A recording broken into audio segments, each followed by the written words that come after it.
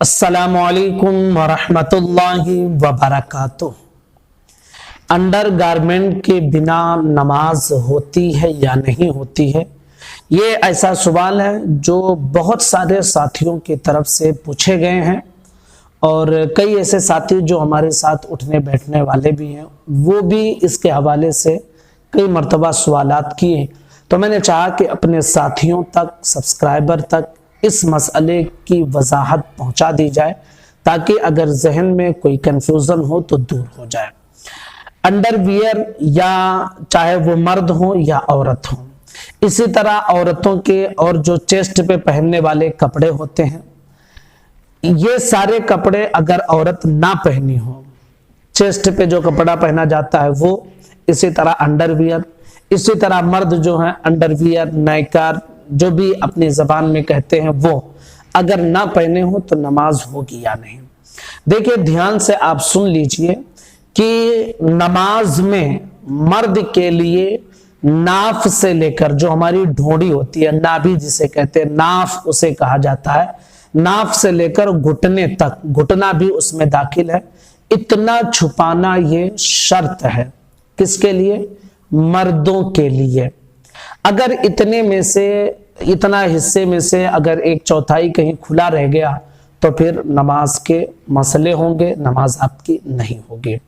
तो इतना तो कम से कम छुपाना इंसान के लिए, एक मर्द के लिए जरूरी है। तो नाफ से लेकर घुटने तक छुपाना ये क्या है? मर्दों के लिए शर्त है।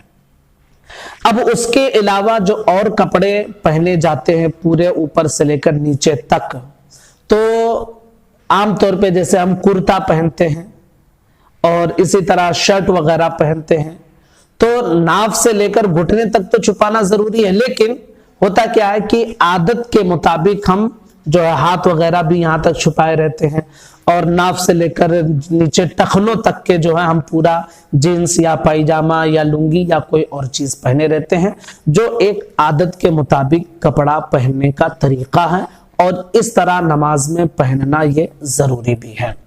लेकिन शर्त जितना है कि नाफ से लेकर घुटने तक, ठीक है।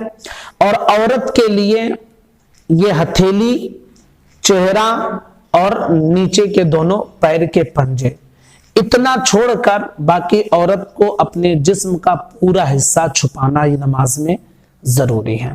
अब छुपाने के लिए कोई ये जरूरी नहीं है कि आप जींस पहने या पायजामा पहने या जुब्बा पहने या मैक्सी पहने या साड़ी पहने या शलवार और कमीज पहने, क्या पहने ये कोई फिक्स नहीं है। अगर आपने चादर ओढ़कर नमाज पढ़ी और जितना छुपाना जरूरी है आपने उतना छुपा लिया तो फिर आपकी नमाज हो जाएगी। अगर आप जो है पायजामा और कुर्ता पहने हुए हैं, अंदर कुर्ते के आपने बनियान नहीं पहनी है और इसी तरह पायजामे के अंदर आपने अंडरवियर नहीं पहना है, तो भी नमाज आपकी हो जाएगी। इसी तरह आप लुंगी पहने हुए हैं, अंदर आपने जो है अंडरवियर, नाइकर वगैरह नहीं पहने, तो भी आपकी नमाज हो जाएगी। इसी तरह औरत ने अगर मैक्सी पहनकर नमाज अदा की तो भी उसकी नमाज हो जाएगी। इसी तरह औरत ने अगर सलवार और कमीज पहनकर नमाज अदा की, अंदर उन्होंने चेस्ट पे पहनने वाला कपड़ा उसको नहीं पहना, इसी तरह अंडरवियर को नहीं पहना, तो भी उसकी नमाज हो जाएगी।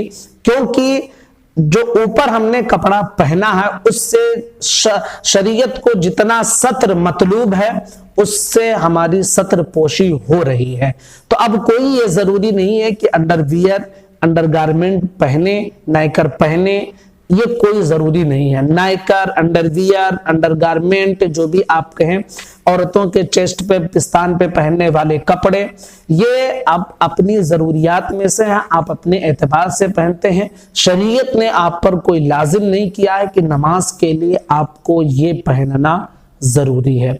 अगर आप पहनकर नमाज पढ़ते हैं तो भी नमाज हो जाएगी और अगर आप पहनकर नमाज नहीं पढ़ते हैं तो भी नमाज हो जाएगी, क्योंकि आपने जो कपड़ा अपनी बॉडी पे पहने हुए हैं, आपका वो कपड़ा आपकी सत्र की हिफाजत के लिए काफी है और शरीयत को जितना मतलूब है आपने उतना कपड़ा पहन लिया है, तो अब आपकी नमाज हो जाएगी।